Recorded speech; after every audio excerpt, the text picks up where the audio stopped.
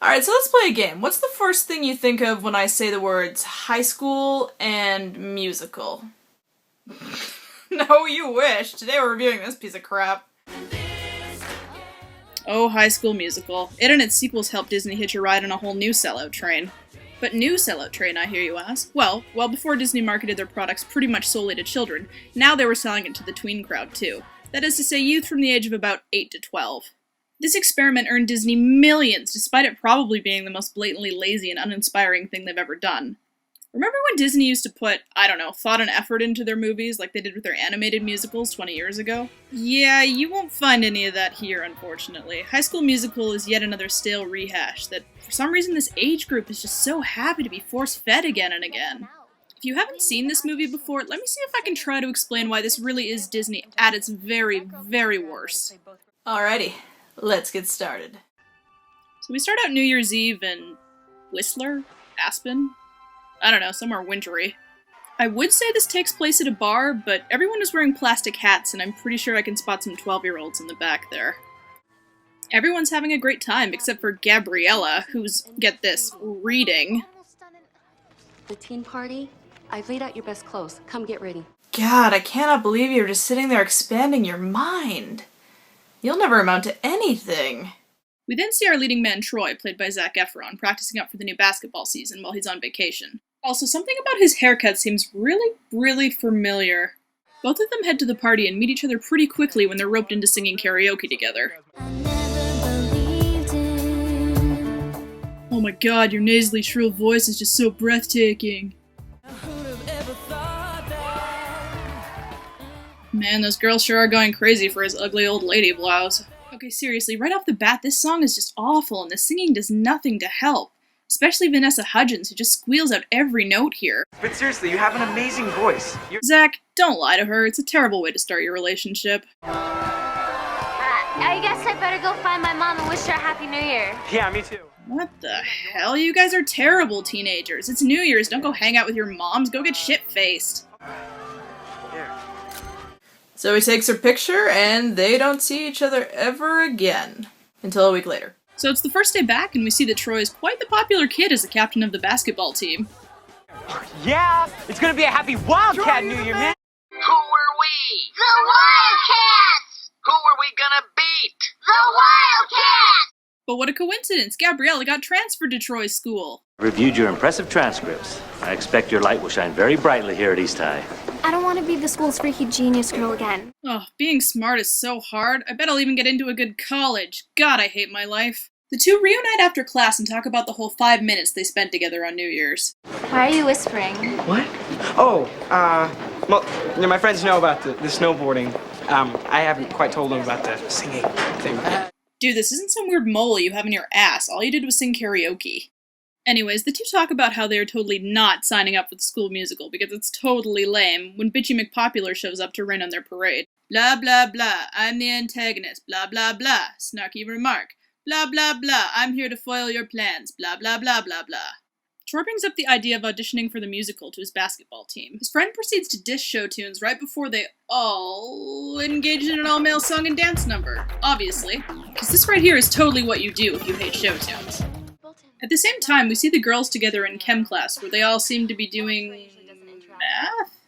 Shouldn't this second equation read 16 over pi? 16 over pi? That's quite impossible.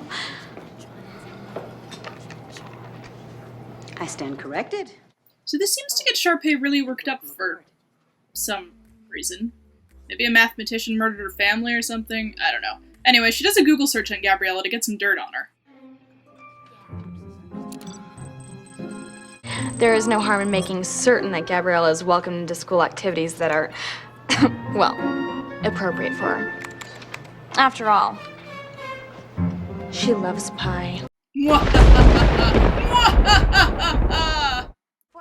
And what is her sinister plan? Well, it's to get her to join the math team. Yeah, that'll show her. I guess. Troy's dad, who's also the coach of the school basketball team, proceeds to drill Troy about the importance of staying focused. You guys gotta look out for each other, and you're the leader. Yeah, but Dad, I'm not There's talking. gonna be college scouts at our game next week, Troy. You know what a scholarship is worth these days? Well, judging by the size of your friggin' enormous house back there, it doesn't really look like you need the money. The next day, Troy sneaks off to audition for the musical, and it actually turns out that you really have to try to sing worse than Vanessa Hudgens. That I couldn't see that you were always right. Also, what the hell is the deal with this line? Alan, I admire your pluck. Yeah, it's alright, lady. The singing in this movie makes me pretty frustrated, too. Yeah, see, these two right here? These are what actual drama students look like. Well, like no other. I want you to know. You know what? I don't actually mind these two. They have a lot more personality than our leads and at least are more entertaining to watch. Although, wait a minute. Two siblings that seem very close and both have blonde hair?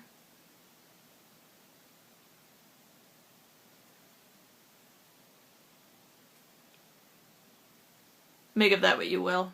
Troy and Gabriella go to audition for the musical, but miss the cutoff time, so they instead have a chat with the composer, who earlier had been bullied by Sharpay.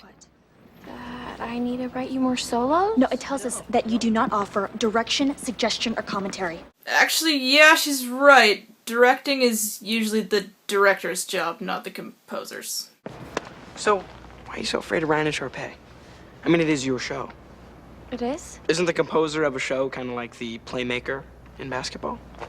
Playmaker? You know, the one who makes everyone else look good. No, you're thinking of set designers, costume designers, lighting setup guys, everyone but the composer again, really. I want you to know that I've never had someone. Bolton, Montez, you have a callback. Oh, well, thank God for that. I thought the movie was gonna have to end. Damn it. Ryan and Sharpay Evans, Gabriella Montez, and Troy Bolton. Is this some kind of joke? They didn't even audition! Maybe we're being punked. A punked reference? Psh, it'll never be dated. Everyone at school, including the basketball team, finds out that Troy auditioned, and they all sing a song about how everyone should be super boring and only pursue one activity.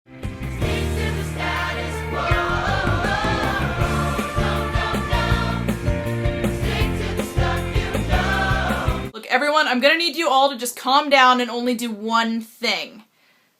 The writers don't know how to create three-dimensional characters like that, I'm sorry. Again, I really need to emphasize how bad these songs are, and this one goes on for a solid 5 minutes. This is not what I want. Yeah, we know that, writers. Show, don't tell. Alright, look, I'm just gonna skip the rest of this mess. So later on, Troy meets Gabriella in— are you kidding me? An outdoor greenhouse overlooking the ocean? What income brackets are these kids' parents in? This school has got to be more expensive to get into than Hogwarts, and that's not even a real place. I'm sure it's tricky being the coach's son. Yeah, I'm sure your life is just miserable with your massive crisis of, oh, basketball or music, what should I choose? Oh no. God, being white, rich, and young is really, really hard. I don't even know how you guys get out of bed in the morning. You haven't missed practice in 3 years. That girl shows up. That girl is named Gabriella. She's very nice. What? The championship games, they don't come along all the time. There's something special. Yeah, well, a lot of things are special. You know what? I'm not gonna go there, actually. Have you ever seen Michael Crawford on a cereal box? He was the Phantom of the Opera on Broadway. Now, my mom, she's seen that musical 27 times, and she put Michael Crawford's picture in our refrigerator. If you sing in musicals, you're gonna end up in my mom's refrigerator. Oh, Disney, it's so cute when you try and tackle things you don't understand. Also, you leave Michael Crawford out of this, you little shit!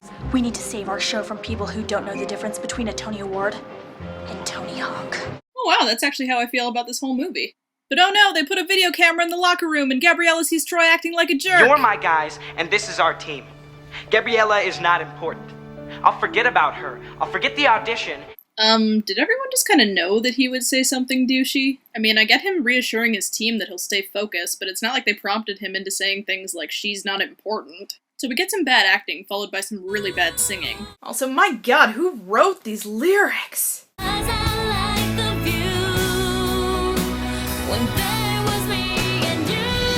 Yeah, well, I like The View better when it had Rosie O'Donnell on it. You win some, you lose some. She confronts him about the video later and tells him that she doesn't want to do the audition. Who are we trying to kid? You've got your team, and now I've got mine. Oh, but we can never be Troy. We're just from two different worlds. Apparently. So their friends apologize to them, and Troy apologizes to Gabriella, and problem solved. No, really, their character arcs basically finish here. Everything gets solved by better time management? I guess that's a good lesson. But, of course, we have to drag the movie out for another 30 minutes. Our callback's on Thursday, and the basketball game and Scholastic Decathlon are on Friday. Too bad all these events weren't happening on the same day. If you're telling me, as co-presidents of the drama club, that changing the callbacks would be what's best for our theater program, then I might actually agree with you. You gotta love the out-of-character moment when even the actors didn't believe how easy that was. Anyways, of course it's only a mild setback and everything is fine. Troy! Gabriella! They'll be here. The theater, as I have often pointed out, waits for no one. Lady, for the love of God, can you please just let them sing so this movie can be over? Look at me, right at me. Right at me. Like the first time we sang together. Oh good, annoying and unpleasant. Awesome. You know the world can see us. Behold, everyone, our meritless and uninteresting love. It really is us who are the lone heroes tonight. So everyone cheers, they get parts in the musical, win the big game, and I am 10 IQ points lower for having watched this. Oh, also it's a Disney movie, so the two black kids have to end up together. Alright, let's get real here. Did this entire plot just sound really familiar to you? Ryan Murphy essentially took this movie and made it into a TV show a few years later. Glee isn't perfect. In fact, in a lot of ways it's pretty flawed, but at least it tries to tackle real issues with engaging characters. Also, if nothing else, its singing has this movie beat by miles. Unless you are under the age of 12 or are a masochist, High School Musical is not for you. The songs are bad, the writing is boring and predictable, and the acting and singing is way, way subpar.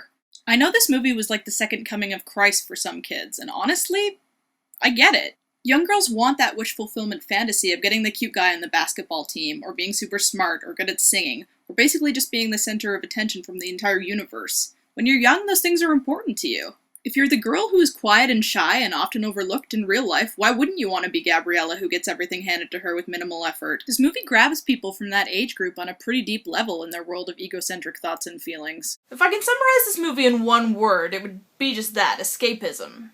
And if I could summarize my thoughts on this movie, it would be, thank God I'm not in high school anymore. Now if you'll excuse me, I'm gonna see if I can find any better musicals in the liquor cabinet. I'm Danzie, and I'll see you next time.